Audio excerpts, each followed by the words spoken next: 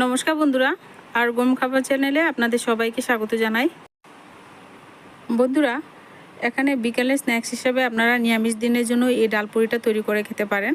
তো খুব সোজা বন্ধুরা, একদম সহজ, যে কেউ একবার দেখলেই বানিয়ে নিতে পারবেন এই একদম পুড়ে বড়া ডালপুরি। আর সাথে আমি বানিয়েছি ছোলার ডাল পেঁপের তরকারি। আপনারা যে কোনো আলুর দম দিয়েও পরিবেশন করতে পারেন, সস দিয়ে পরিবেশন করতে পারেন। তো ঝটপট বানিয়ে নেওয়া যায় এই রেসিপিটা। অবশ্যই বন্ধুরা আপনারা বাচ্চাদেরকে করে দিতে পারেন ঝটপট।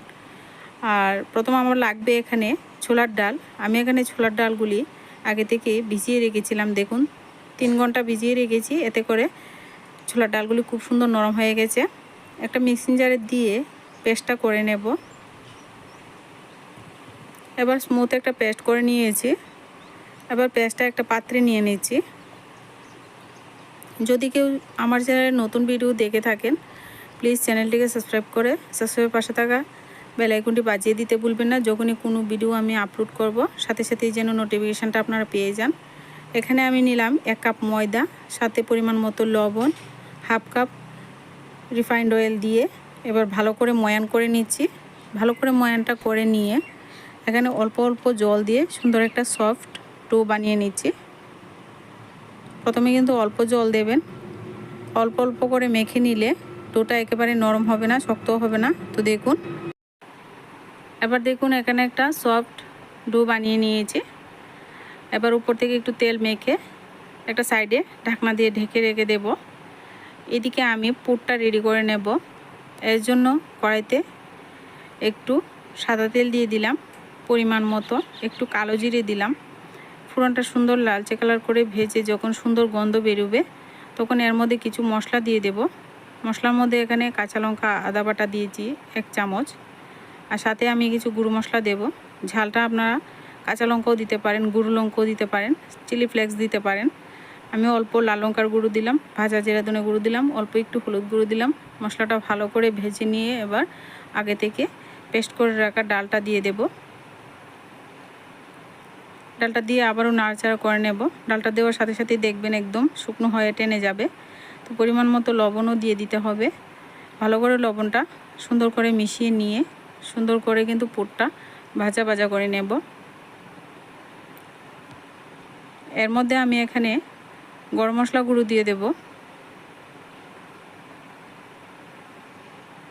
দেখুন পুরটাকে এভাবে ভেজে নিতে হবে। এবার একটু গরম মশলা মিশিয়ে দেব।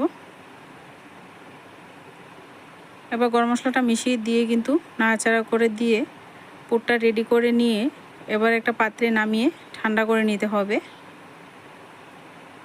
তো পুরটা রেডি হয়ে গেছে।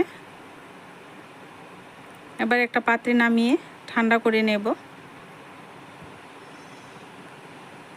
এবার এদিকে ডোটা আবারও একটু মেখে নিতে হবে। তো একদম নরম হয়ে গেছে, সফট একটা ডো। তো এর থেকে একটু একটু করে লেচি নিয়ে আমি কিন্তু পুরিগুলি বানিয়ে নিব। এবার হাতের মধ্যে গোল গোল করে নিয়ে একটা বাটি আকার করে নেব। তো এর মধ্যে পুরটা ঠেসে একদম পুর ভর্তি করে দিয়ে দেব।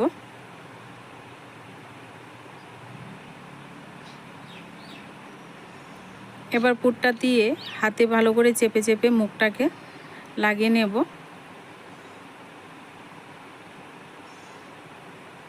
যেন কোনো দিকে কোনো রকম ফাঁকা না থাকে, এভাবে মুখটা জোড়া লাগিয়ে নেবেন। এবার জোড়া লাগিয়ে একটু হাত দিয়ে এভাবে করে ছোট ছোট লেচি বানিয়ে নেব। একটু ময়দা গুঁড়ি দিয়ে এবার লেচিটা বেলে নিচ্ছি। বন্ধুরা, একবার দেখলে যে কোনো কেউ কিন্তু বাড়িতে অবশ্যই তৈরি করে আপনারা খেতে পারবেন, বাচ্চাদেরকেও দিতে পারবেন ঝটপট সকালে কিংবা বিকেলে। এভাবে স্ন্যাক্স হিসেবে আপনারা নিরামিষ দিনও করতে পারেন। এটা কিন্তু নিরামিষ, সম্পূর্ণ নিরামিষ বানিয়েছি। তো এবার কড়াইতে আগে থেকে তেল গরম হতে বসিয়ে দিলাম। তেলটা ঠিকঠাক গরম করে নিয়ে, বেশি হাই হিটে গরম করবেন না, একটু মিডিয়াম হিটে গরম করে নিয়ে লেচিগুলি ভেজে নিতে হবে। এবার লেচিগুলির উপর থেকে একটু তেল ছিটিয়ে দিচ্ছি।